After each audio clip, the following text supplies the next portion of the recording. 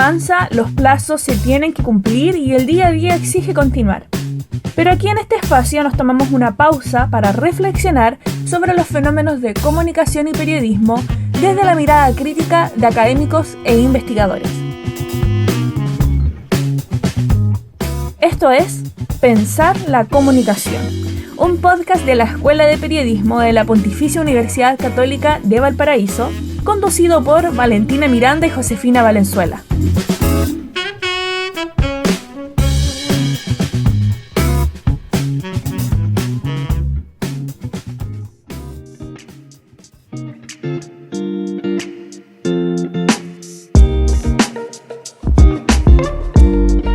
Sean todos y todas bienvenidos a este primer capítulo. Yo soy Valentina Miranda. Y yo soy Josefina Valenzuela. Somos estudiantes de periodismo en la Pontificia Universidad Católica de Valparaíso. Y tenemos el agrado de conducir este espacio que hemos llamado Pensar la Comunicación. Un podcast que está grabado a distancia gracias a las nuevas tecnologías. Por eso mismo no está exento de errores, así que les pedimos su comprensión a los posibles fallos técnicos. ¿Cómo has estado, Vale? Súper. ¿Y tú, José? Bien, súper bien también. Me alegro mucho. Importante recalcar que en este espacio buscamos generar comunidad, especialmente en estos tiempos de pandemia. Por eso queremos conversar con distintos académicos de la escuela sobre temas contingentes. Así es, y no podemos iniciar este podcast sin referirnos a las elecciones. Como todas y todos saben, el 15 y 16 de mayo se realizó una de las votaciones más históricas de nuestro país desde el retorno a la democracia.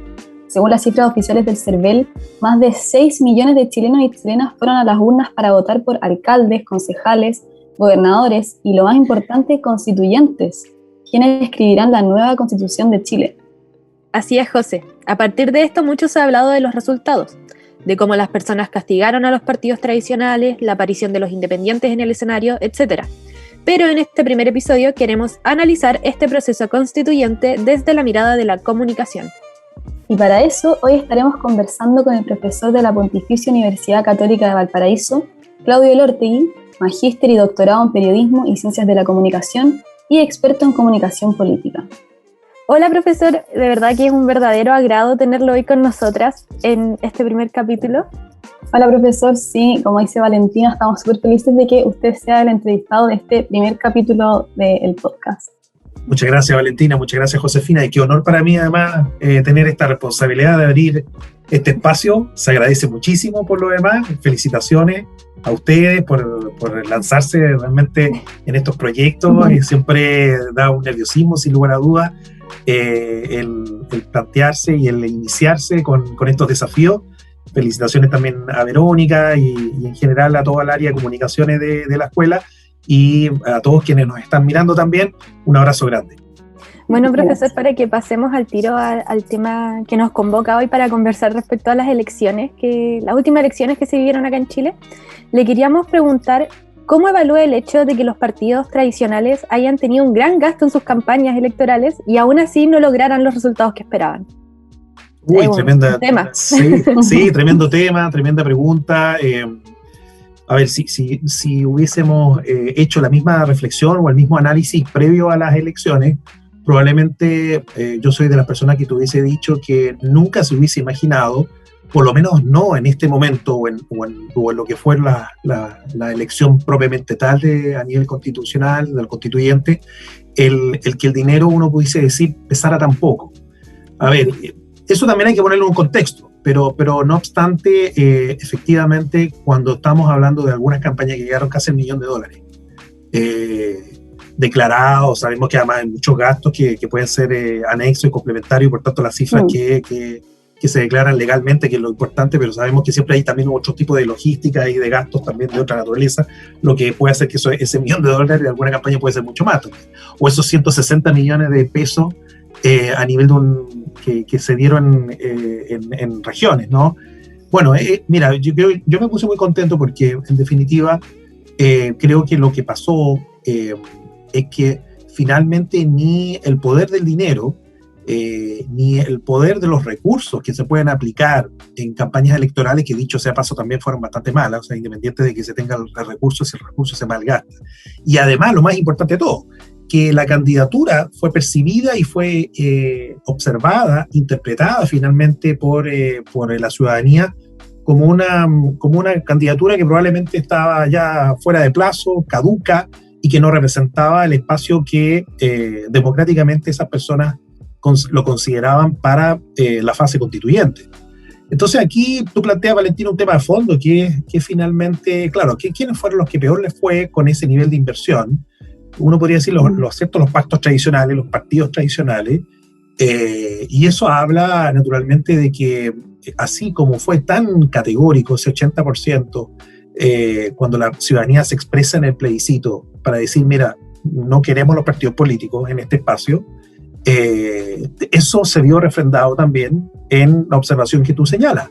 Y se vio refrendado de esa manera porque finalmente estamos viendo y observamos que el peso de la trayectoria de esas personas, el nivel de conocimiento en sus comunidades, el papel que habían cumplido territorialmente en lo histórico, pero también quizás más desde la activación desde octubre del 2019, pesó más, de manera más importante que lo que fue probablemente quizás una carrera más vinculada a lo tecnocrático, a lo que habían sido, ¿cierto?, un posicionamiento desde la política, desde los cargos ministeriales, etc. Entonces, podemos ver en tantas zonas de nuestro país ejemplos muy claros, algunas, ¿cierto?, regiones más mediáticas que otras, donde se dio lo que tú señalas, pero eso es muy bueno porque finalmente plantea un resultado desde el punto de vista de la elección constituyente que es más similar a nuestro Chile. Y como es más similar a nuestro Chile, también plantea una serie de elementos de diversidad que son los que se van a poner en juego, y creo que, aunque fue menos gente a votar de la que uno quizás hubiese querido, eso no deslegitima, quizás como otros procesos, ¿no? ¿Te acuerdas cuando Piñera obtiene incluso con mayor votación, cercana a los 7 millones de votos, el triunfo a poco andar, igual se hablaba del tema de la participación y cómo eso podía hasta cierto punto plantear reparos en cuanto a realmente el peso de la participación al momento de elegir las autoridades. Aquí, si bien es menos la gente que vota, no ha surgido esa crítica. ¿Por qué? Por lo que estamos hablando, por el nivel de diversidad y representatividad que logró ingresar con todos los problemas que tuvieron y sabíamos de entrada para los independientes, ¿cierto? Entraban en una cancha más difícil de jugar y aún así doblegaron los resultados y los esfuerzos que plantearon fueron tremendamente efectivos.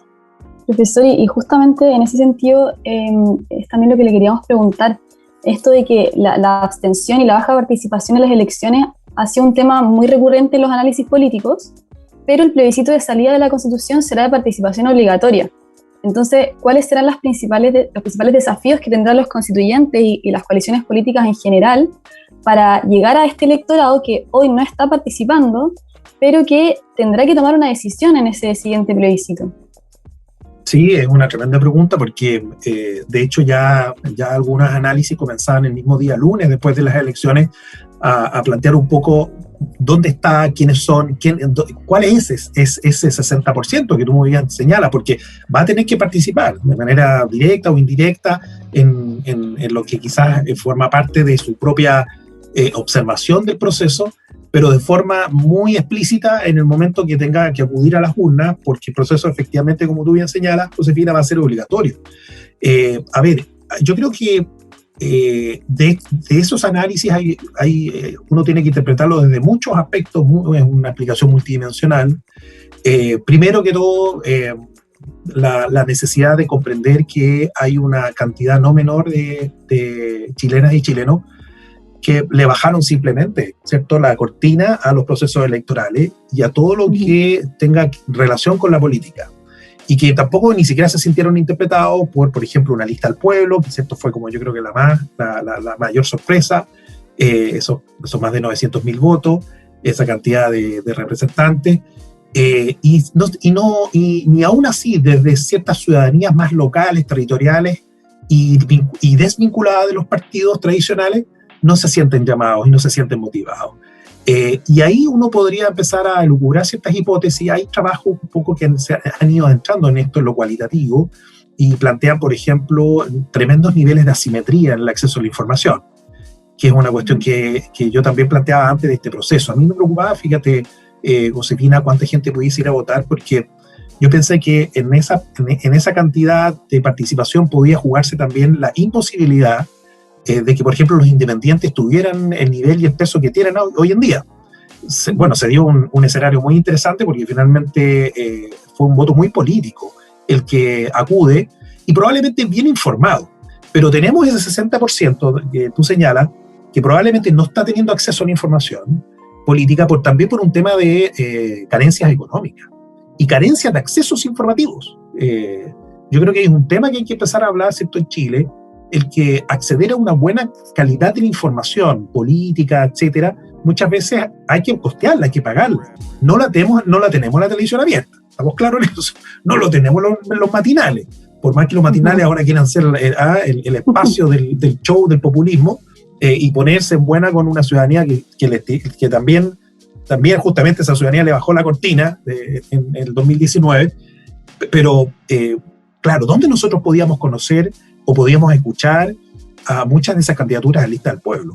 Por ejemplo, en medios alternativos que están en Internet, ¿cierto? No todas las personas, a mí me tocó conocer muchos casos, y yo lo planteaba, antes de las elecciones, mucha gente que obviamente con sus minutos reducidos de acceso a Internet, esos, por ejemplo, se lo entregaban, se lo facilitaban a los niños o a sus hijos para el colegio, para la universidad, en el fondo, ¿cierto? Y ahí tú te vas quedando marginado un poco también de las opciones del radar. Entonces, por un lado eso. Por otro, a nivel de la relación urbana, sigue siendo muy decidor, por lo menos para este proceso, el que los sectores más alejados de los accesos, los sectores más excluidos en los sectores urbanos, no van a votar, porque les es complicado, porque hay que gastar 4 o 5 lucas ese día, porque simplemente la micro no pasa. Vimos que ese día se había toda una logística de sistema de transporte bastante también alicaída. Entonces, súmale eso una desafección profunda, por un lado. Temas de accesos económicos reales, de llegar al lugar de votación, temas de asimetría de la información. O sea, yo creo que hay que hacerse cargo de eso, y porque si no hay gente que finalmente va a ir a votar muy, muy, quizás también desde la guata, o muy desinformadamente, y por tanto todo el esfuerzo que realice la convención, que también la convención se va a ganar, yo creo que también la capacidad de persuadir y de encantar y de entusiasmar a la gente en la medida que vaya avanzando, y eso a su vez puede significar un elemento que impulse también que estas personas que están más fuera del radio, de lo político de los ciudadanos, puedan integrarse. Ahora, si cuesta el andamiaje inicial, estructural en fondo de la constituyente, y tenemos estos otros problemas, claro, ahí realmente ese 60% puede jugar el día de mañana un peso decisivo en la decisión final, y eso es lo que uno tiene que estar bien atento. Y con respecto a un tema que usted mencionó, que tiene relación con la participación de los medios quizás más independientes en este proceso, es el tema de la descentralización, que también es un tema que estuvo muy presente en las campañas políticas. Entonces, ¿qué pueden aportar los medios locales, ciudadanos y regionales en este proceso de la nueva Constitución? No, tremendo también lo que tú estás planteando. Es un área que creo que también quienes estamos más en las regiones, quienes hacemos más comunicación política y tratamos de también incorporar fuertemente la variable mediática en la constitución, en fondo, y en la conformación de los procesos políticos, creemos que los medios regionales, locales, y sobre todo lo que vimos que se aceleró desde octubre del 2019 y que se intensificó aún más con las condiciones pandémicas, obligó, ¿cierto?, a muchas candidaturas y también le dio un nuevo protagonismo a medios que estaban en una situación uno podría decir, de ciertas comunidades fidelizadas, pero que pudieron expandirse un poco más, producto de estas dos condiciones, estos dos grandes escenarios que estamos hablando. Y estamos observando medios alternativos, ciudadanos, independientes, autogestionados, medios populares, porque también yo creo que hay uno podría hacer ahí una tipología. y hace falta, ¿cierto? Una ideología de ciertas diferenciaciones también dentro de lo que entendemos como es un eje de medios no tradicionales, que empieza a adquirir un vigor, un músculo, una fuerza, que entra un poco a competir directamente en la construcción de las agendas ciudadanas, porque ganan en confianza, porque ganan en credibilidad, porque rompen con ciertos cercos informativos que sabemos se mantienen desde ciertas estructuras tradicionales, y porque además el contexto COVID favoreció mucho, porque no teníamos otra, en definitiva, la expansión del espacio digital, y la expansión del espacio digital de hacer campañas, y de hacer campañas donde creo yo ahí la argumentación, la capacidad de hablar con claridad, pero también esas capacidades retóricas, persuasivas, que avalaran en la fuente emisora también un vínculo comunicacional que hace que ahí también entroncamos con lo que ustedes planteaban, Valentina, también el peso del dinero empieza a disiparse. Entonces tenemos nuevas plataformas, tenemos nuevos tipos de liderazgo, tenemos nuevos tipos de liderazgo descentralizados, como dice Josefina, en el marco además de espacios digitales que empiezan a convivir con un menú nuevo de consumo mediático que la ciudadanía empieza a descubrir, más allá de lo que cierto eran las comunidades más fidelizadas de esos medios. Entonces empezamos a tener, yo creo, ahí, muy interesante, un ecosistema de lo político, mediático y aplicado siempre yo digo, a los procesos electorales que realmente son como verdaderas probetas sociales, donde vamos observando mucho de cómo se van acelerando, podemos ir midiendo, cómo se va dando estos nuevos flujos, donde se da, yo creo, la tormenta perfecta, entre comillas, para los partidos políticos tradicionales o esas figuras, y se da la posibilidad de emparejar la cancha desde el punto de vista de lo comunicacional para otro tipo de fuerzas políticas más alternativas, más ciudadanas. Entonces, efectivamente, lo que tú señalas, Josefina, yo creo que es interesante estudiarlo. Me interesa mucho a mí ir también abordando estos fenómenos y de ir pensando que muchos pequeños esfuerzos mediáticos, pequeños digo porque frente a las tremendas estructuras son pequeñitos, pero no por ello son menos valorables, sino que al contrario. Te hablo de una microsegmentación, de una fragmentación mediática, pero que finalmente la suma de la misma yo creo que movilizó y fue fundamental para este proceso. O sea, si no se explica, por ejemplo, que la lista del pueblo simplemente llegue a 1 millón de votos con un montón de figuras y diversas también, ¿cierto? Algunas figuras muy ligadas al tema medioambiental, que insisto, claro, pueden ser conocidas dentro de su circuito, pero que justamente lo que tú señalas, plataformas mediáticas locales, descentralizadas, digitales, el mismo hecho de cómo estos movimientos utilizan el Instagram Live, el TikTok, etcétera, o sea, sumando a otras posibilidades, en definitiva, del offline con lo online, complementó, creo yo, e hizo que esto no estuviera en el radar, en definitiva, de candidaturas tradicionales que seguían un poco haciendo el puerta a puerta cuando podían, cuando se abrían las ventanas de fuera de la cuarentena, cuando iban a las radios tradicionales, cuando ponían los avisos en los diarios, pero había todo un mundo, efectivamente, Josefina, que está sucediendo por fuera de eso, que es lo que realmente la ciudadanía se está apropiando y están planteando, creo yo, condiciones de una alta politización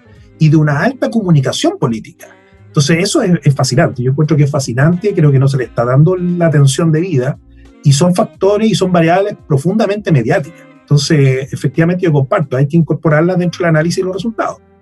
Profesor, y deteniéndome en el tema de los nuevos liderazgos que también mencionamos, porque con estas últimas elecciones tenemos nuevos alcaldes, tenemos independientes en la convención, la gente quiere ver nuevos liderazgos, entonces yo quería preguntarle a usted 2 cosas. Primero, ¿cómo se explica que la gente quiera ver estos nuevos rostros políticos?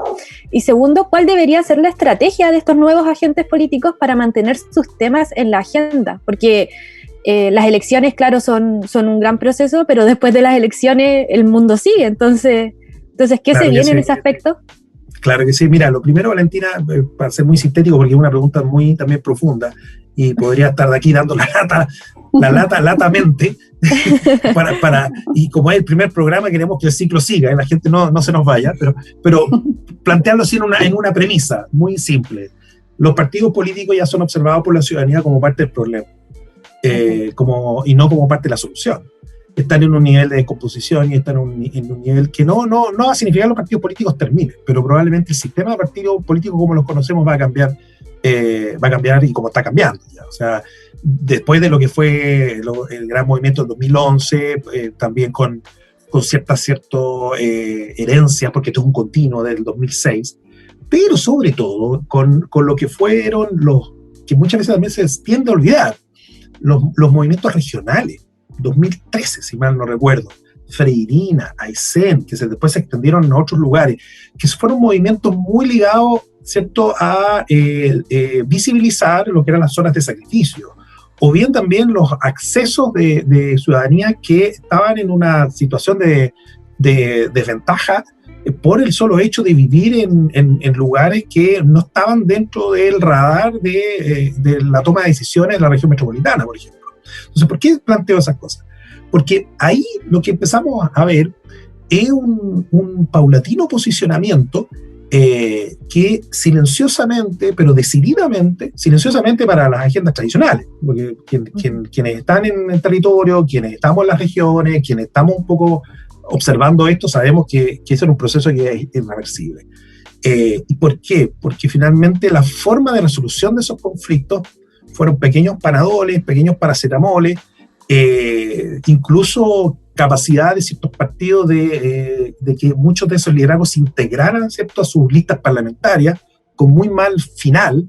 Entonces, súmale eso que explota el COVID, para qué decir el estallido social como tal, pero el COVID, ¿qué es lo que hace? Acentúa, desnuda aún más ciertas falencias y desigualdades que incluso para aquellos que no querían ver los elementos estructurales complejos que ya comenzaban a apreciarse explícitamente con el mismo estallido, bueno, ya si tú no querías ver eso, con el COVID aún más te muestras, en definitiva, todos estos problemas y desnuda, obviamente, todas las carencias sanitarias, económicas, las intensifica, etc. Entonces, ¿por qué planteo eso? Porque los partidos no han sido actores que han podido solucionar esto, por un lado, y por otro, a su vez, la gestión de un gobierno en particular ha sido muy, muy lamentable. Entonces, eso las personas rápidamente lo han procesado y lo han incorporado, Valentina, y en definitiva, como va a ser bien así explícito, por ese lado no va a venir probablemente una expectativa de la ciudadanía que ahora le va a dar la opción a los independientes, que tú dices, a las personas que son rostros nuevos, entre comillas. Ahora, pueden haber rostros nuevos, o entre comillas, rostros viejos, pero que no son percibidos justamente desde la matriz de partidos políticos, desde la matriz que es asociada a la crisis, en fondo, de la democracia. Dicho sea de paso, ¿cierto?, esa matriz está asociada también no solo porque son simplemente partidos políticos, sino a qué cosa, a la corrupción, ¿cierto?, a los elementos de desidia, a los elementos de desconexión, a los elementos de privilegio, etcétera, etcétera, etcétera. Entonces es un profundo sentimiento de anti-elite, en definitiva, el que se plantea, ¿cierto? Es representado en los partidos políticos, pero también en el resto de las instituciones. Entonces, ¿por qué te planteo eso? Porque también pueden haber rostros, entre comillas, más viejitos, claro, como un Benito Baranda, pero que le va excelente. ¿Pero por qué? Porque no es asociado justamente con aquello, sino que es observado justamente como un agente social muy jugado por una serie de causas, en fondo, en su momento aplicada a la solidaridad o a otras, ¿no? Entonces, ¿cómo se mantienen estos rostros ahora, o estas nuevas candidaturas, o estos nuevos proyectos, Valentina? Va a ser todo un desafío, porque también hay fuerzas políticas, entre comillas, que se observaron como más nuevas en otros lugares, por ejemplo en España, con el Podemos, que tuvieron un proceso de desencanto muy rápido también, en 4 o 5 años. Veamos cómo le fue, por ejemplo, a Pablo Iglesias en el mismo Madrid. Hay otra coyuntura, ¿cierto?, otros niveles de polarización, etcétera, hay otro sistema político, todo eso, pero desde el punto de vista de las coordenadas comunicacionales, el encanto rápidamente se puede transformar en un desencanto. Y de hecho es impresionante ver, por ejemplo, muchos presidentes y presidentas que llegan en los últimos procesos en el mundo con con muy alto nivel de expectativa, y justamente algunos de ellos porque forman parte de nuevos ejes, de nuevas explicaciones políticas, pero que rápidamente se descomponen, rápidamente caen, porque en fondo también las personas tienen hoy en día un menor nivel de tolerancia y de paciencia, porque se necesita actuar bajo la urgencia, ¿cierto? Entonces, ahí entra la variable comunicacional, Valentina, que es muy importante, es decir, cómo ir manejando esas expectativas, cómo ir generando una relación permanente de explicación y de involucramiento con la ciudadanía, donde la propia ciudadanía también forma parte del proceso bajo el cual se va estructurando el contenido y el mensaje político de estas figuras nuevas. Yo creo que esa figura lo tienen claro, pero viabilizar eso en una gestión, ya no solo en una crítica o ya no solo en un momento electoral, que es más corto, más preciso, etcétera, sino ya tener el desgaste y tener además, a su vez, todo, ya no vas a estar tan blindado, ¿no? Todo el ataque del resto del sistema político sobre ti exige un nivel de profesionalización de la comunicación muy alto. Exige tener una capacidad además de sintonía, de no perder, en el fondo, el apoyo del posicionamiento previo. Y exige también un montón de otras cosas, que por tiempo obviamente voy a callar, pero que hablan, en definitiva, ¿cierto?, de la importancia de la comunicación, de la importancia además de dar con teclas adecuadas en el ámbito de la comunicación política, porque finalmente la comunicación política ya deja de ser una caja de resonancia a los partidos, o como se pensaba una comunicación gubernamental. No, es realmente creer en un vínculo de compromiso y de participación y de confianza mutua, que es lo único que va a poder, creo yo, mantener niveles de gobernabilidad mínimos para que la democracia vaya mejorando a su vez, pero que también en la mejora de esa democracia mejore la gestión para que la calidad y bienestar de las personas y sobre todo de los temas históricos que todavía no estamos abordando puedan de una vez por todas, no sé si ser solucionados de la noche a la mañana, porque eso es una falacia, pero al menos tener un derrotero y que la gente pueda sentirse parte de ese camino. Profesor, y ahora para ir cerrando con esta última pregunta, que también tiene mucha relación con lo que decía recién y con lo que le preguntaba Valentina antes, que también tiene que haber un balance en estos nuevos liderazgos, en su estrategia para mantener los temas relevantes en la agenda y no caer en populismos. Entonces, desde su perspectiva, ¿cómo debería ser el vínculo entre estos nuevos liderazgos y los medios de comunicación para no caer en esos típicos populismos que estamos viendo actualmente en las autoridades? Sí, no, es una tremenda pregunta porque, a ver, yo creo que quienes tienen una base, quienes tienen una explicación y un origen populista, va a ser difícil que dejen en el fondo esa marca, ese sello, ¿no? O sea, cuando hablamos de un populismo tipo Pamela Giles, que es bastante evidente, ¿cierto? Claro. Va a ser difícil, por ejemplo, que esa forma de relación comunicacional pueda terminar, en fondo, o pueda entregarte otro tipo como de melodía desde el punto de vista de la comunicación, ¿no? Otro tipo de sintonía. Pero es peligroso, porque en definitiva, si los otros agentes nuevos del sistema no logran efectivamente establecer nuevos y mantener esos niveles de esperanza, el populismo entra muy rápidamente, efectivamente.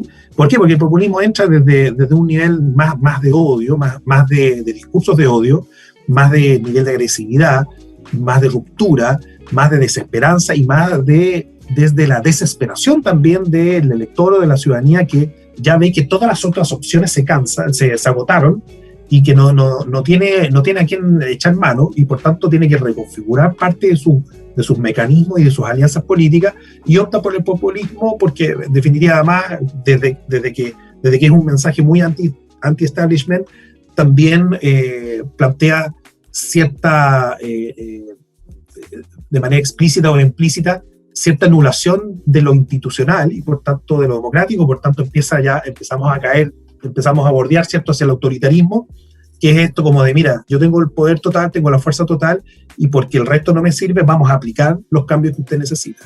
Claro, cuando llegamos a ese punto de la sociedad, es peligroso. Entonces, Pamela Giles estuvo muy fuerte en las encuestas hace un tiempo atrás, porque yo creo que estábamos llegando un poco a eso. ¿Por qué? Porque todavía la gente también tenía mucha incertidumbre de quiénes iban a salir elegidos en la convención. Pero ahora tenemos un buen colchón para evitar eso. Ahora, si ese colchón efectivamente, como dice Josefina, se desintegra rápidamente, van a aparecer estos populismos. Ahora, lo que tenemos que estar atentos también es que puede pasar también, es que estos nuevos rostros que han surgido, algunos de ellos puedan desinflarse rápidamente, y como para poder tener nuevamente, insuflar cierta fuerza, lamentablemente algunas veces lo que sucede es que ellos buscan también aliarse con este populismo. Recordemos incluso lo que estaba pasando en el Congreso, ¿cierto? Era la clara manifestación con todo el retiro de las AFP, ¿se acuerdan? Ante la imposibilidad, y seguimos esperando, ¿cierto?, esta reforma de la AFP que no va a llegar ya. Incluso hasta los partidos políticos más tradicionales terminan un poco por adosarse, ¿no?, adherirse a esta imagen de Pamela Giles, y aún así no les trajo ningún tipo de beneficio, lo vemos después en la elección convencional. Entonces, todo eso, en fondo, esas tonalidades, Josefina, efectivamente hay que estar bien atento. Ahora, lo que uno puede empezar a ver es que el populismo, sobre todo yo creo en América Latina, proviene muy fuertemente desde las posiciones más de extrema derecha. ¿Por qué lo planteo? Porque ahora está volviendo, los Fujimori van a volver, probablemente, y hay que estar atento a eso, porque hay un tipo ahí de populismo también de características más tecnocráticas que se dio fuertemente en Perú. En su momento también fue Fernando Collor de Mello, en Brasil, pero ahora tenemos Bolsonaro, y acá en Chile también tenemos un José Antonio Kast. Entonces, ojo, eso también no hay que, por más que se diga, mira, Maltés, por ejemplo, sacó solo un 10%, o a la alianza, a Chile Vamos, no le fue bien porque supuestamente fue con los republicanos. Ojo, hay que estar también con el análisis muy atento. Yo creo que Maltés, que haya sacado un 10%, es altísimo, porque es una persona que tampoco la conocen tanto, es puro traspaso directo de Giles hacia ese candidato, gastó muy poco en comparación a lo que justamente estábamos hablando al comienzo, 70 millones versus a más de $1 millón de los otros candidatos. Entonces, está todo abierto, está todo líquido, y las diferencias en fondo de cómo eso se puede ir procesando comunicacionalmente empieza a ser muy determinante cuando tú empiezas a actuar desde las pulsiones emocionales. Y si lamentablemente, como estamos viendo, se reactiva una tercera ola de COVID que probablemente llegue, con ayudas económicas que al parecer ahora estarían un poquito, ¿no es cierto?, más universalizadas, no tan focalizadas. Bueno, todos esos elementos son tan dinámicos, Josefina, que efectivamente lo que pensábamos que era un populismo que quizás tuvo un veranito de San Juan con Pamela Giles, eso perfectamente se puede reactivar si es que los otros grandes actores no logran mostrar también ciertos avances consistentes en ciertas orientaciones que para las personas pueden ser muy importantes. Si las personas no están esperando esa visión facilista también que algunos sectores políticos creen, como que la gente quiere que lleguen, les tiren cosas de arriba, ese como clientelismo. No, las personas quieren ciertas certezas y saben perfectamente sus prioridades, y esa ciudadanía, por tanto, lo que quiere ahora es eso, cómo se va a ir logrando, cómo se va a ir canalizando y hasta dónde se puede llegar. Y esas orientaciones es importante que se vayan dando. Probablemente no se van a dar solo en el espacio constituyente, también se tienen que ir dando en lo que va a ser en la conformación del próximo Congreso, y a su vez también en lo que va a ser la apertura del proceso presidencial. Entonces está todo muy conectado. Claro, eso es un gran desafío a corto plazo para las nuevas figuras políticas y bueno, las tradicionales también. Y sí. Bueno, profesor, ojalá reencontrarnos en otra oportunidad, pero por lo pronto le agradecemos mucho que se haya dado el tiempo de acompañarnos en esta ocasión. Así es, muchas gracias. Muchas gracias, profesor, por su tiempo. ¿Algunas últimas palabras que quisiera agregar antes de terminar este primer capítulo? Solo agradecerte, Valentina, agradecerte, Josefina, por la invitación. Feliz de poder conversar con ustedes y animarlas a que sigan con estos espacios. Así como hablábamos anteriormente, mira, hemos hablado de descentralización de la comunicación, de los temas de cómo poder imaginar en fondo un estado comunicacional mucho menos asimétrico, la posibilidad de nuevas actorías. En fin, todo eso se va logrando a la medida que también uno va creando nuevos espacios. Entonces, este espacio yo creo que puede ayudar muchísimo para ir conversando, conociéndonos también. Hemos estado distanciados físicamente. Yo creo que todos nos extrañamos, además, como comunidad de periodismo. Yo profundamente, una cuestión de las que más uno lo ha resentido. Y esto nos acerca un poquito más, así que agradecido yo de ustedes y de la invitación y larga vida al proyecto, que salga excelente. No, muchas gracias, profesor. Muchas gracias, profesor. Entonces, los dejamos a todas y todos invitados para que estén atentos a nuestras redes sociales de la Escuela de Periodismo, en donde estaremos anunciando nuestra próxima actualización. Chao. Chao.